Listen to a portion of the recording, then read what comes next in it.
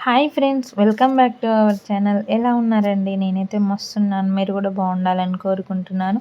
మన ఛానల్ ఎవరైనా first time చూసే వాళ్ళు ఉంటే ప్లీజ్ ఒక లైక్ చేసి సబ్స్క్రైబ్ చేసుకోండి. ఈరోజు వ్లాగ్ వచ్చేసి ఏంటంటే నేనైతే రైస్తోనైతే వడియాలు చేస్తున్నానండి. ఇంకా ఇదైతే ఎప్పుడు చేయలేదు, ఇదే ఫస్ట్ టైం చేస్తున్నాను.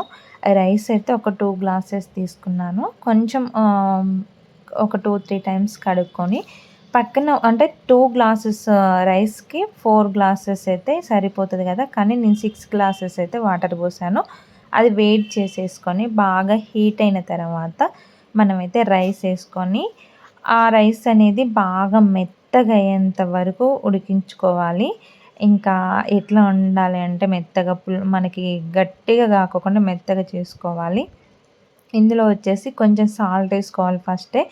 తర్వాత కొంచెం వామేసుకొని జీలకర్ర ఏసుకుంటే టేస్ట్ అయితే చాలా బావుంటదండి.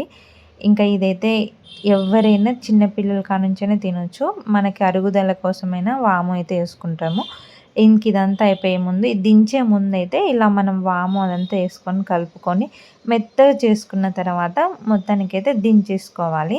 ఇప్పుడు సమ్మర్ కదా! కొంచెం మనం సమ్మర్‌లో వడియాలు చేసుకుంటే నిల్వ ఉండటానికి ఎన్ని రోజులైనా ఉంటది. ఇలా నేనైతే మురుకులేసే దాంట్లో నుంచి ఏసుకొని ఒక క్లాత్ మీనైతే ఏసేసుకున్నాను. మనం ఎండకి 1 డే మొత్తం పెట్టుకుంటే సరిపోతది. నేనైతే ఇలా 1 డే మొత్తం పెట్టుకున్నాను. ఆఫ్టర్ ఒక 1 డే తర్వాత వచ్చేసైతే మొత్తం ఇలా అయితే అయిపోయినాయండి. నేనైతే ఇంకా ఆ 1 డే తర్వాత తీసేసాను. ఒక 24 అవర్స్ ఉంటే ఎండకి 1 డే ఉంటే సరిపోతది. ఇంకా ఇది మొత్తం మనం కొంచెం తడి క్లాత్ పెట్టి తీసేసుకుంటే బయటికైతే వచ్చేస్తాయి అవి. ఇవైతే నార్మల్‌గా మొత్తానికి నేను ఫైనల్‌గా అయితే ఇలా అయితే వచ్చేసినాయి మురుకులు. ఇంకా టేస్ట్ మాత్రం చాలా బాగున్నాయండి అవి. మీకు కూడా నచ్చితే లైక్